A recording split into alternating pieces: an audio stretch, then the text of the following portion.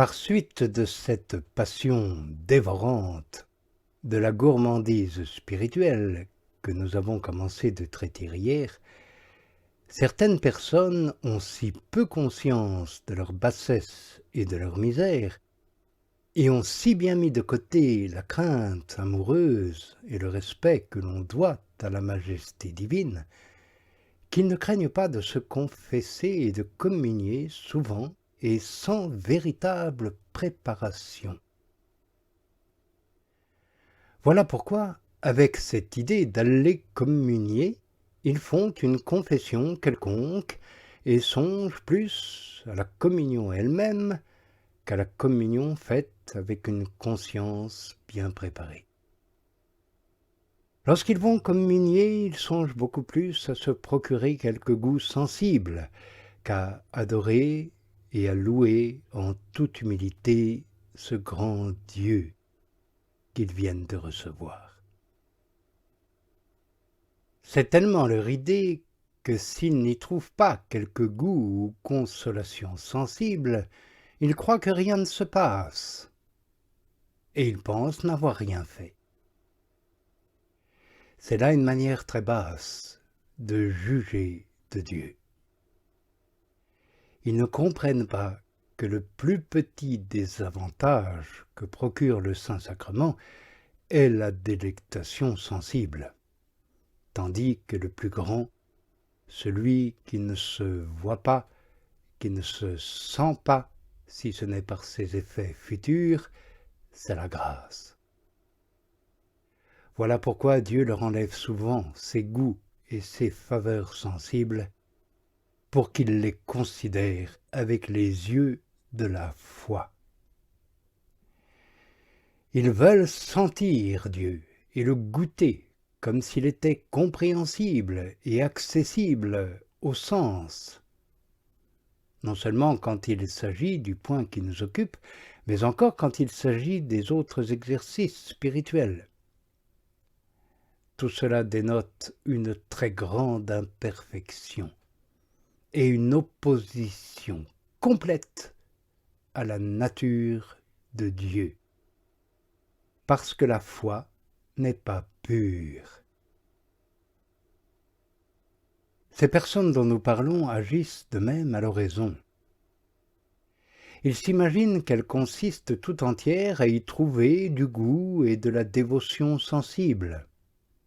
Ils s'appliquent à en avoir, comme on dit, à force de bras. Ils se fatiguent et se cassent la tête, inutilement. Quand ils n'ont point réussi, ils sont complètement abattus. Ils s'imaginent que rien ne s'est passé, que c'est comme s'ils n'avaient rien fait. Leur prétention leur a fait perdre la véritable dévotion.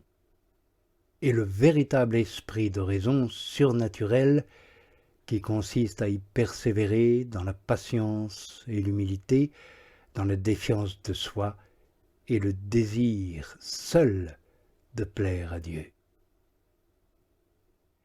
Aussi, quand une fois ils ne trouvent pas de saveur à tel ou tel exercice de piété, ils en éprouvent un extrême dégoût.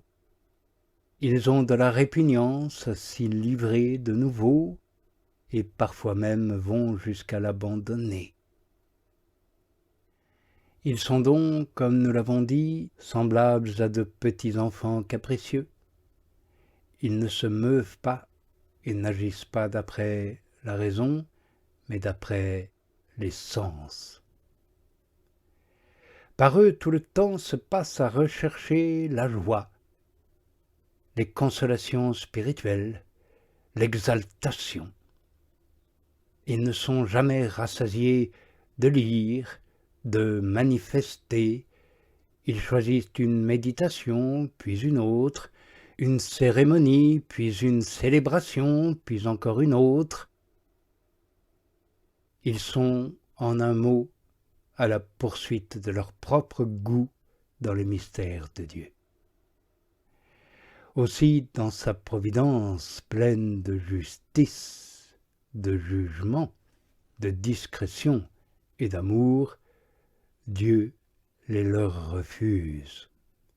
car sans cela, leur gourmandise et leur intempérance les entraîneraient à des maux sans fin. Et il leur est très nécessaire d'entrer dans la nuit obscure dont nous devons parler, afin de s'y laisser purifier de tous ces enfantillages.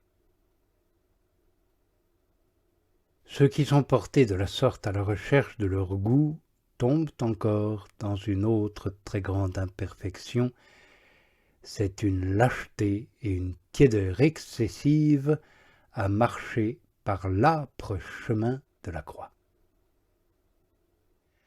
Car l'âme qui recherche les suavités repousse naturellement toute l'amertume du renoncement personnel. Ils ont encore beaucoup d'autres imperfections qui découlent de là.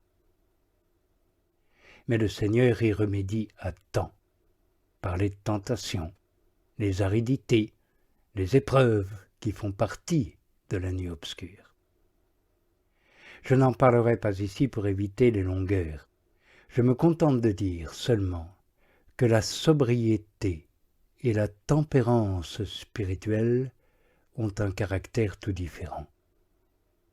Elles suivent la voie du renoncement, de la crainte, de l'humble soumission.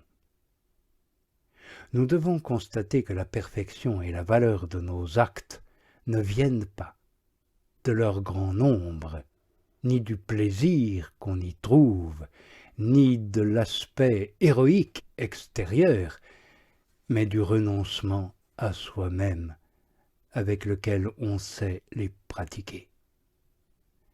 Aussi les commençants doivent-ils faire tout ce qui est en leur pouvoir, jusqu'à ce que Dieu daigne les purifier lui-même en les introduisant dans la nuit obscure. Comme il me tarde d'en parler, je passe légèrement sur ces imperfections. Oui, il est encore deux autres vices qui sont l'envie et la paresse, et où les commençants commettent de grandes imperfections. L'envie porte d'ordinaire un grand nombre d'entre eux à être jaloux du bien spirituel des autres. Ils éprouvent une peine sensible en voyant qu'ils sont plus avancés qu'eux dans la voie spirituelle, ou du moins le croient-ils. Ils ne voudraient pas qu'on en fasse l'éloge parce que leur vertu les attriste. Parfois même, ils ne le peuvent souffrir sans dire le contraire, mais paralyser autant que possible l'effet de ces louanges. Comme on dit, leur œil grossit tout. Leur chagrin est extrême de ce qu'ils ne sont pas félicités comme les autres, car ils voudraient être préférés en tout. De tels sentiments sont très opposés à la charité, qui, comme dit saint Paul, se réjouit de la bonté. Si elle éprouve de l'envie, il s'agit d'une sainte envie. Elle est peinée de ne pas avoir les mêmes vertus que les autres, mais elle est heureuse de ce que les autres les possèdent. Et dès qu'elle en est si dépourvue, elle se réjouit de ce que les autres suivent la volonté de Dieu beaucoup mieux qu'elle. J'arrive ensuite à la tristesse spirituelle. Les commençants éprouvent d'ordinaire de l'ennui dans les exercices spirituels qui sont les plus élevés, et ils les fuient parce qu'ils les trouvent en opposition avec les consolations sensibles. Comme ils sont attirés aux réalités spirituelles par leur douceur, si celle-ci fait défaut, elle leur cause de l'ennui. Dès qu'ils ne trouvent pas à l'oraison la satisfaction que demandait leur goût, car enfin il convient que Dieu les en prive pour les éprouver, ils ne voudraient plus y retourner. D'autres fois même ils l'abandonnent complètement, ou n'y vont que de mauvaise grâce, ce qui n'est pas mieux. Cette paresse leur fait laisser le chemin de la perfection, qui est celui du renoncement à la volonté propre est celui de l'acquiescement au bon plaisir de Dieu. Poursuivre celui de la joie et de la satisfaction de sa volonté elle-même. C'est ainsi qu'ils cherchent leur propre satisfaction plutôt que le bon plaisir de Dieu. Oui, un grand nombre d'entre eux ne demandent qu'une chose, c'est que Dieu veuille ce qu'ils veulent eux-mêmes. Et ils s'attristent d'être obligés de se plier à sa volonté quand elle les contrarie, et c'est avec répugnance qu'ils s'y conforment quand ils ne peuvent faire autrement. Bien souvent, ils s'imaginent que ce qui ne répond pas à leur goût et à leur désir ne doit pas être conforme à la volonté de Dieu. Et au contraire, là où ils sont satisfaits et réussissent, ils sont persuadés que Dieu l'est aussi et que tout cela vient de Dieu. Oui, ils abaissent Dieu à leur mesure, à leur conception, à leur jugement, au lieu de se laisser conformer à lui. Et le Seigneur ne nous dit-il pas, au contraire, dans l'Évangile, celui qui perdra sa vie, autrement dit sa volonté propre, pour moi, la retrouvera.